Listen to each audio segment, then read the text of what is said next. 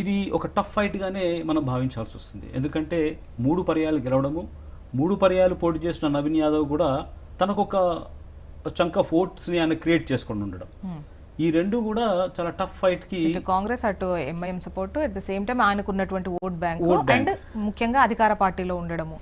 So ఈ 4 కలిసి వచ్చేటువంటి 4 కలిసి వస్తాయి. తర్వాత లాజిస్టిక్స్ని, తర్వాత పోల్ మేనేజ్మెంట్ని మొట్టమొదట స్టార్ట్ చేసింది కాంగ్రెస్ పార్టీ. అంటే మినిస్టర్స్ దించడము, తర్వాత ఎమ్మెల్యేస్ దించడం. అక్కడ డివిజన్ వైజ్గా నేను అక్కడ తిరిగి చూశాను కాబట్టి డివిజన్ వైజ్గా వాళ్ళు చాలా మెటిక్యులస్గా ప్లాన్ చేసుకున్నారు, చాలా సిస్టమేటిక్గా ప్లాన్ చేసుకున్నారు. ఆ ప్లానింగ్ వల్ల వాళ్ళకుండే అంటే ఈ ఓట్ బ్యాంక్ని, బీఆర్ఎస్ ఓట్ బ్యాంక్ని ఎట్లా టార్నిష్ చేయాలి, ఎట్లా దాన్ని కట్ చేయాలి, తమకున్న వీక్నెసెస్ ఎక్కడున్నాయి, తమకున్న హర్డిల్స్ ఎక్కడున్నాయి అనే విషయం మీద వాళ్ళకు ఒక క్లారిటీ ఉంది. సరే వాళ్ళు హ్యూజ్ మెజారిటీతో గెలకపోయినా కానీ దాదాపుగా ఇద్దరు ఈక్వల్గా వచ్చుకునే స్థితికి తెచ్చుకున్నారు.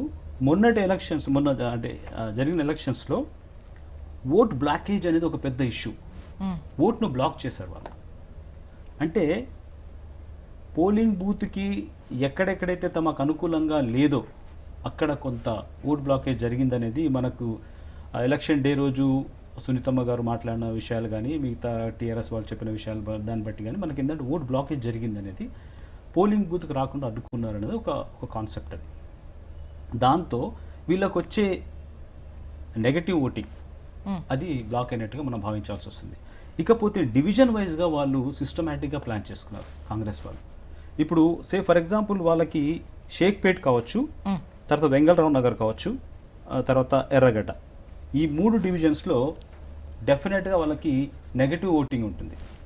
అంటే వాళ్ళకి నెగటివ్ ఓటింగ్ ఉంది. దాన్ని కాన్సన్ట్రేట్ చేసుకొని అక్కడ చాలా సిస్టమేటిక్గా ప్లాన్ చేసుకొని ఎక్కడ తమకి ఓట్ బ్యాంక్ లేదు అనే విషయాన్ని వాళ్ళు చూసుకొని ముందుకెళ్ళారు. దానివల్ల ఏమైపోయిందంటే ఇప్పుడు మనకి మీరు ఇందాక చెప్పినట్టు షేక్పేట్ సంబంధించిన విషయాలు మీరు మాట్లాడారు. షేక్పేట్ విషయంలో ఈ మాత్రం లీడ్ రావడం అనేది కాంగ్రెస్కి గెలుపుకి దాదాపుగా చేరువైనట్టుగానే భావించారు. మిగతా డివిజన్స్లో ఎర్రగడ్డ కావచ్చు, యూసుఫ్గూడ కావచ్చు, బోరబండ కావచ్చు, ఈ 3 డివిజన్స్లో ముస్లిం ఓటు ఉంటుంది,